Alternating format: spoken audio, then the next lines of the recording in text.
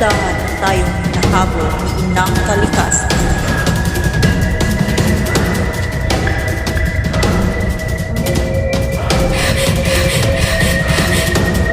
Kailangan na ng pagbabago. Kailangan ng bagong mga pulisiya.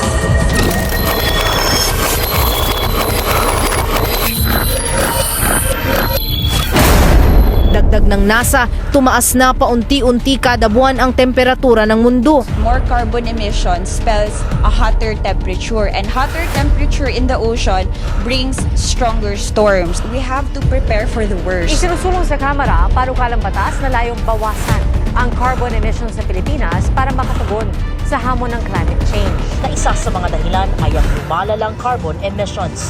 Usok na nagmumula halimbawa sa mga pabrika, sasakyan at paninigarilyo. Kailangan nang mapigilan ang tuluyang pagkasira ng ating bansa mula sa polusyon ng carbon emissions.